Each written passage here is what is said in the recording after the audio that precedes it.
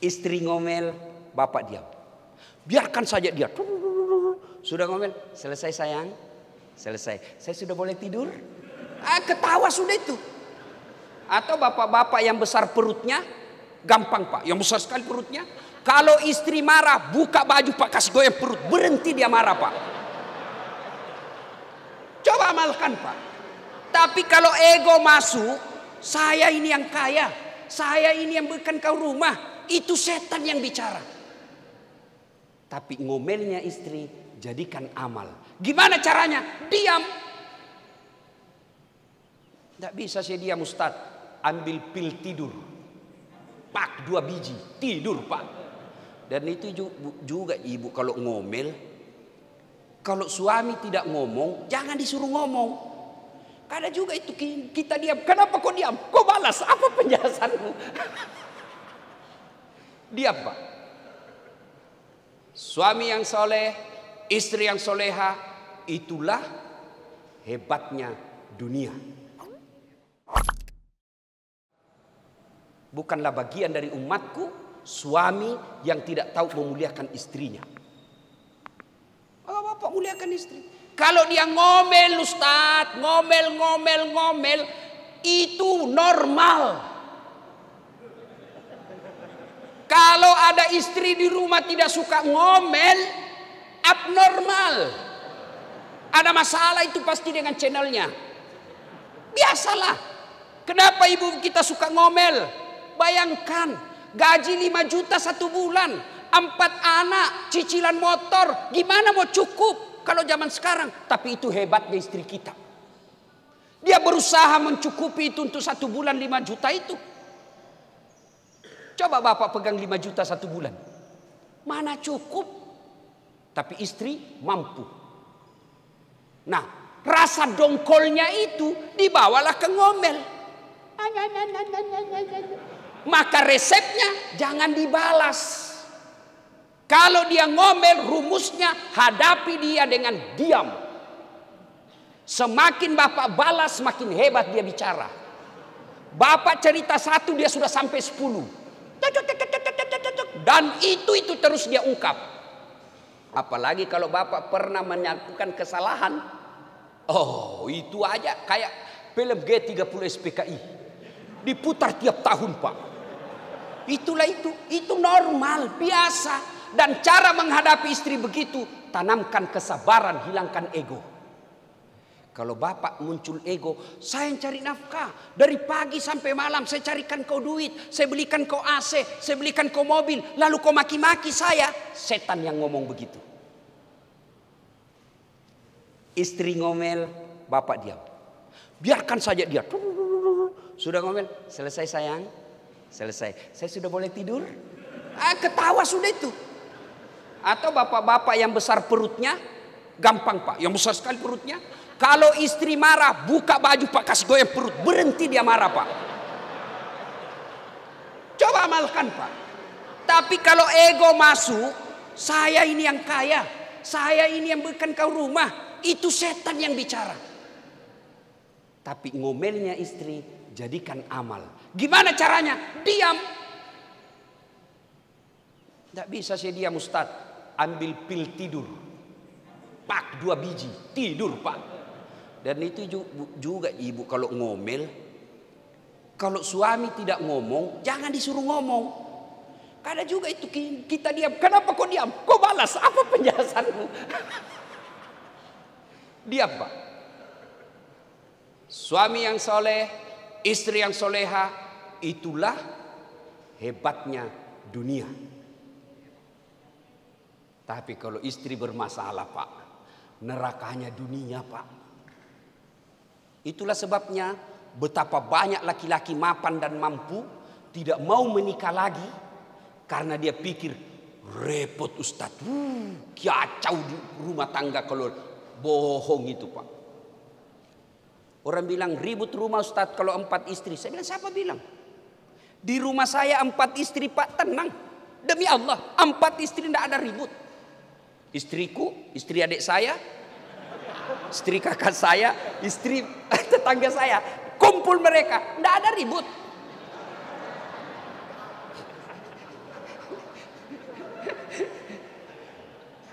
Nah, tuh. Maka adik-adik sekalian, hati-hati memilih jodoh. Pakai 4 ini. Ya. Yang kedua, surganya dunia kata para ahli tafsir yang menafsirkan fid dunya hasanah. Apa itu? Punya anak yang soleh dan soleha. Subhanallah Pak, bapak yang bawa anaknya hari sholat subuh hari ini, top bapak. Hebat. Demi Allah berapa banyak orang saya lihat, begitu orang tuanya sakaratil maut dan meninggal tidak ada anaknya yang hadir. Padahal tokoh. Begitu pensiun siapa yang ngantar anaknya, bapaknya ke rumah sakit? Sopirnya. Ada kan yang begitu? Maka bapak didik anak. Bagaimana cara punya anak yang soleh dan soleha? 1, menurut Al-Quran. Surah Luqman. Ya bunayyah, wahai anakku, la tusrik billah, jangan kau mensyirikatkan Allah.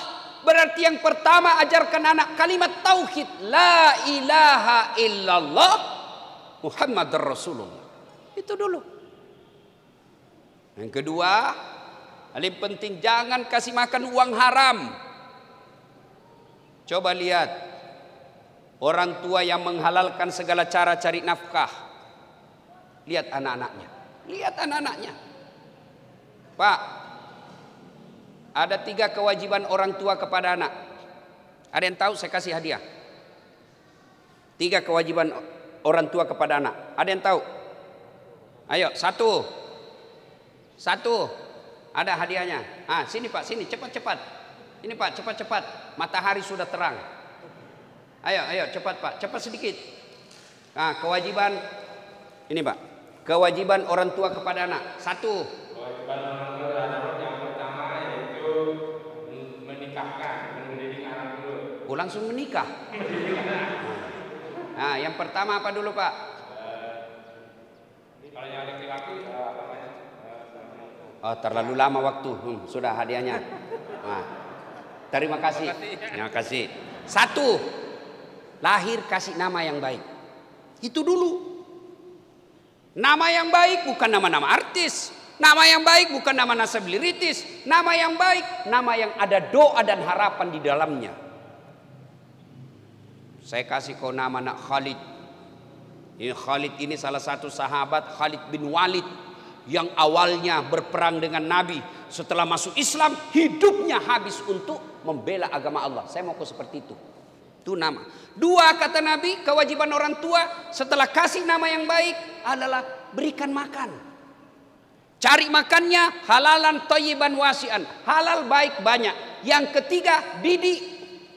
Dari 3 kewajiban orang tua kepada anak ini, kita terlalu sibuk cari makannya, terlalu sibuk beri makannya, lupa didiknya. Padahal yang paling susah bukan cari makan. Kenapa? Tidak ada anak di komplek ini mati kelaparan. Ada yang mati kelaparan di kompleknya Bapak? Tidak ada. Yang mati narkoba mungkin ada. Mati tabrakan mungkin ada. Mati tawuran mungkin ada. Berarti yang sulit bukan cari makannya, tapi yang sulit mendidiknya. Ibu-ibu, tahu cicak? Tahu cicak?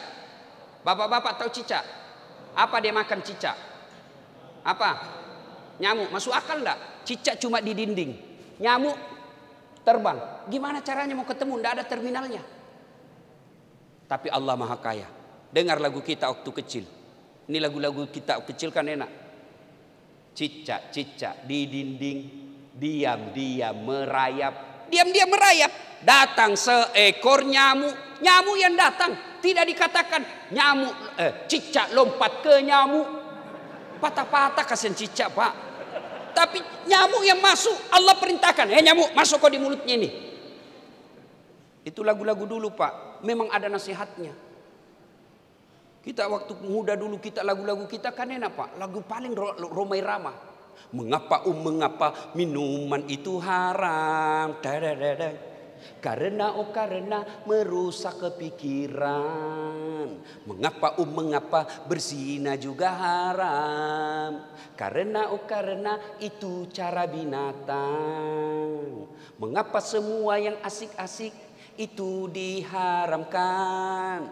Mengapa semua yang enak-enak juga diharamkan? Jawabannya, ha ha ha ha ha ha ha ha ha. Itulah perangkap setan. Umpannya ialah bermacam-macam kesenangan. Kalau lagunya anak-anak sekarang di TikTok apa? Putar ke kiri nona, putarlah ke kanan, apa itu putar kiri kanan ke beleng-beleng. Oh, ya, yang kedua, punya anak yang soleh dan soleha. Yang ketiga, karena waktu terbatas. Yang ketiga, punya harta yang bermanfaat. Bukan harta yang banyak. Alhamdulillah. Satu saudara kita menghadirkan masjid. Inilah yang disebut harta manfaat. Pak Haji, deposito bapak meninggal, siapa yang punya? Anak. Iya, kalau anak kita baik. Anak kita baik tapi takut sama istrinya, susah Pak. Dia mau nyumbang, bikinkan bapak dulu. Hah, bapakmu terus. Dia bilang, sudahlah kalau begitu ngamuk lagi kau. Sudah, takut sama istrinya. Ada takut sama istrinya di sini? Ada? Berhenti kau jadi laki-laki. Ngamuk Ustaz, dia pecahkan piring, pecahkan juga. Dia pecahkan hak televisi, alhamdulillah dia berhenti nonton sinetron.